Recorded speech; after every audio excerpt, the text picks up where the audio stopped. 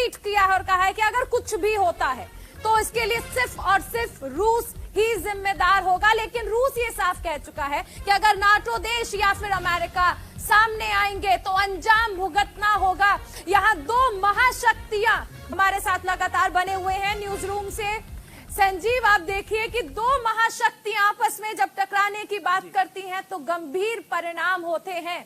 यहाँ बाहरी तौर पर तो अमेरिका ये कह रहा है कि हम साथ हैं, लेकिन सेना नहीं भेज रहा है। ऐसे में यूक्रेन के लिए हालात जो है वो फिलहाल बहुत दयनीय है।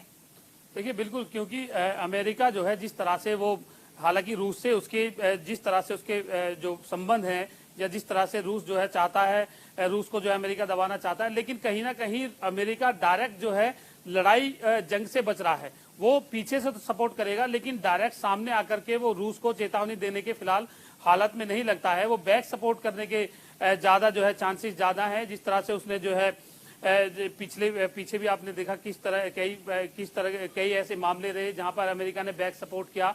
अब लेकिन रूस अपने आप में एक बड़ी ताकत है। रूस को चेतावनी देना अमेरिका ने, हालांकि कई प्रतिबंध जरूर लगाए हैं, कई प्रतिबंध की जो है बात तो जरूर जो बाइडेन ने की है, लेकिन सामने आकर युद्ध करना या फिर यूक्रेन को सैन्य मदद भेजना, वो उससे अभी फिलहाल बच रहा है। लेकिन ऐसे में जब रूस के पास जो है तमाम लड़ने का बहुत ज्यादा अनुभव भी है, सेना भी काफी बड़ी है, परमाणु हथियार भी सबसे ज्यादा है, इसी के साथ साथ उसके जो फाइटर जेट और तमाम चीजों की अगर बात करें तो सैन्य शक्ति सबसे ज्यादा रूस के पास दिखाई देती है। यूक्रेन अभी जो है छोटा देश है और उसके पास इतनी बड़ी तादाद में ना सेना है ना हथियार हैं, लेकिन उसके बावजूद जिस तरह से अभी जो है जो रूस ने जो हमला बोला है, कहीं ना कहीं अब उससे कई देश इसकी चपेट में आएंगे और जाहिर सी बात है कि चाइना है वो रूस को सपोर्ट करेगा। लेकिन अब बड़ा रुख ये है कि इंडिया का रुख क्या होगा, भारत किस तरह का रास्ता इसमें अपनाता है, क्योंकि भारत के वहां पर लोग फंसे हुए हैं, छात्र फंसे हुए हैं, तो बीच का रास्ता किस तरह से अपनाएगा भारत की क्या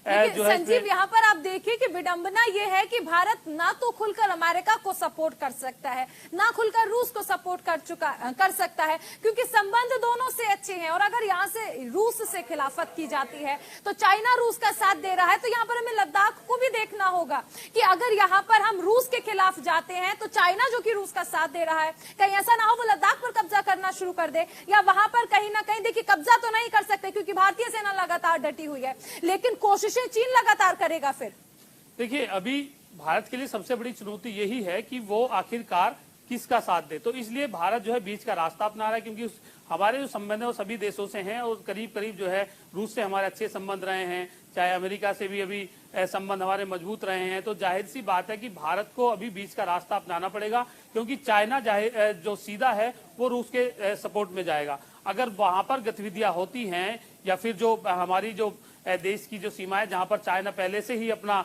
जो है जो निगाहें गड़ाए बैठा है, तो जाहिर सी बात है कि इंडिया को ये सब चीजें ध्यान में रख करके जो अपना बयान देना पड़ेगा। और सपोर्ट की बात अगर करें तो फिलहाल जो है अमेरिका से भी संबंध अच्छे हैं हमारे और रूस से भी। रूस ने पहले भी हमारे जो है कई बार जो है इंडिया की मदद की है, तो इसको लेकर के अभी फिलहाल वेट एंड वॉच की जो स्थिति है इंडिया के सामने। लेकिन ये जंग जो है, इस जंग से अंतर्राष्ट्रीय बाजारों में भी जो है काफी तेजी आएगी, उछाल आएगा, महंगाई बढ़ेगी।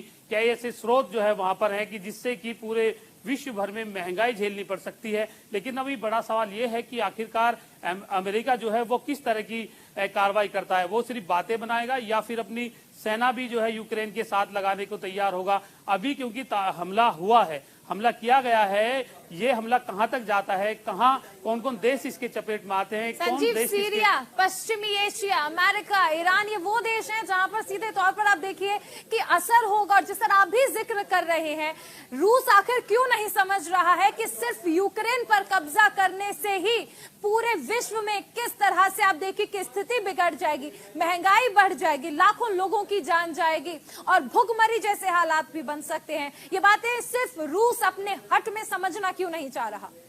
देखिए 1991 में जो है यूक्रेन का जब अलग हुआ था तो करीब 15 देश ऐसे थे जो कि उस समय पर बने थे। लेकिन अब क्योंकि रूस ये चाहता है कि जो वहां पर दो जो प्रांत हैं उनको वो स्वतंत्र राष्ट्र घोषित करना चाहता है, क्योंकि वहां की जो वेशभूषा है या उन लोगों के जो रहन सहन का तरीका है वो रूसी नागरिकों से काफी मिलता जुलता है। तो रूस ये चाहता है कि वो जो दोनों देश है, वो जो दोनों प्रांत हैं, वो जो है स्वतंत्र देश घोषित हों और रूस की जो सरपरस्ती में आ जाएं। तो इसी को लेकर के जो पूरा विवाद चल रहा है, इसी को लेकर के ये जंग शुरू हुई है कि वो जो दोनों स्टेट हैं उनको चाहता है रूस कि ये हमारे कब्जे में आ जाएं और हम इन पर जो है अपने तरीके से। यहाँ संजीव आपने बहुत सही बात कही है कि रूस की पहले कोशिश यही है कि यूक्रेन के टुकड़े टुकड़े कर दिए जाएं और उसके बाद उन हिस्सों पर वो कब्जा करे। क्रीमिया इसका सबसे बड़ा उदाहरण है और सबसे सटीक उदाहरण है कि किस तरह पहले क्रीमिया को अलग किया गया, उसके बाद उस पर अटैक किया गया और उस पर कब्जा कर लिया गया। और यहाँ पर रूस ये तो कह रहा है कि कब्जा करना नहीं चाहता है, लेकिन मंशा वही है। आप सैन्य कमांडर्स के साथ घुस रहे हैं, आप टैंक्स के साथ घुस रहे हैं, आप मिसाइल अटैक कर रहे हैं, लेकिन आप ये भी कह रहे हैं कि आपका इरादा ये नहीं है कि कब्जा किया जाए। देखिए, ये प्लानिंग रूस की आज से नहीं है। रूस काफी समय से इस प्लानिंग में लगा हुआ था और वहां पर पहले से ही रूस उन दोनों प्रांतों को जो है रूस लगातार अपनी सैन्य शक्ति दे रहा था, पीछे से सपोर्ट कर रहा था कि वो वहां पर अपने तरीके से विद्रोह करें। लेकिन अब क्योंकि बात जो है अंतिम लड़ाई तक पहुंच गई है और जिस तरह से सैन्य कार्रवाई हो गई है, तो रूस ने अब पूरी ताकत झोंक दी है कि अब करो या मरो। सीधे जंग की स्थिति में जो है रूस ने धकेल दिया है और रूस ने हमला कर दिया है, पहल कर दी है। लेकिन जिस तरह से जो है यूक्रेन को लगता था कि उसके साथ में अमेरिका खड़ा हो जाएगा, अपनी सेना भेजेगा, या कई ऐसे देश हैं जो कि यूक्रेन के साथ, जो कि नाटो चाहते थे कि यूक्रेन जो है उनका हिस्सा बन जाए। तो लेकिन अभी फिलहाल यूक्रेन को लग रहा था कि जो नाटो देश हैं वो जो है यूक्रेन के साथ आएंगे। लेकिन रूस अपने आप में एक बड़ी ताकत है, रूस के पास सैन्य अनुभव बहुत ज्यादा है, जंग का अनुभव बहुत ज्यादा है, सैन्य ताकत भी बहुत ज्यादा है, परमाणु हथियार भी सबसे ज्यादा है। तो वो फिलहाल उसके सामने टिकने की स्थिति नहीं है। लेकिन अमेरिका किस तरह की कार्रवाई करता है या किस तरह से यूक्रेन को सपोर्ट करता है, सेना भेजता है या फिर अंदर से सपोर्ट करता है, ये देखने वाली बात होगी फिलहाल। लेकिन अभी जंग की स्थिति वहां पर पैदा हो गई है, जंग छिड़ चुकी है। इसमें किस तरह की अब कार्रवाई होती है, कौन कौन देश किसके पाले में खड़ा होता है, ये फिलहाल देखने वाली बात होगी। जी संजीव, 80 टन हथियार तो अमेरिका ने भेज दिए हैं यूक्रेन के पास और ये दिखाने की कोशिश जो है वो लगातार कर रहा है कि हम यूक्रेन के साथ हैं। थोड़ी देर में बाइडेन भी संबोधन करने वाले हैं, ट्वीट करके भी कह रहे हैं कि रूस को इसके अंजाम भुगतने पड़ेंगे।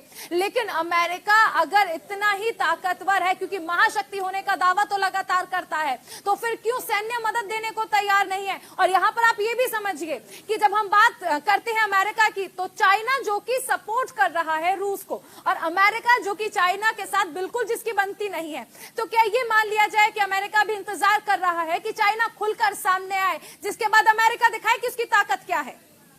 देखिए, बिल्कुल, क्योंकि कभी भी आपने देखा कि अमेरिका और जो रूस है कभी भी जो है आमने सामने एक साथ नहीं टकराए हैं इस तरह से अभी हाल ही में। लेकिन जिस तरह से अभी चाइना का जो रुख है, चाइना रूस को किस तरह की सपोर्ट करता है और चाइना का जो कदम है वो क्या होगा, उसको लेकर के अभी जो है वेट एंड वॉच की जो स्थिति में है अमेरिका है कि आखिरकार, क्योंकि चाइना जिस तरह से उभरता जा रहा है और अपने को जो है वैश्विक शक्ति घोषित करता जा रहा है कि हम जो है सबसे शक्तिशाली देश हैं। अमेरिका की लगातार चाइना पे निगाह बनी हुई है और वो चाहता है कहीं ना कहीं चाइना को सबक सिखाना, अमेरिका भी।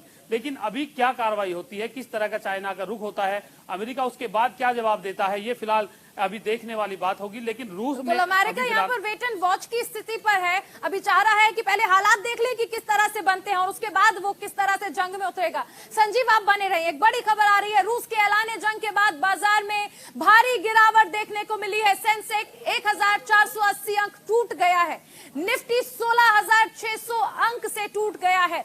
तो लगातार आप देखिए कि हम जिक्र कर रहे थे कि असर क्या पड़ेगा, यहाँ पर शेयर बाजार में भी इसका बड़ा असर देखने को मिला है। रूस के ऐलान जंग के बाद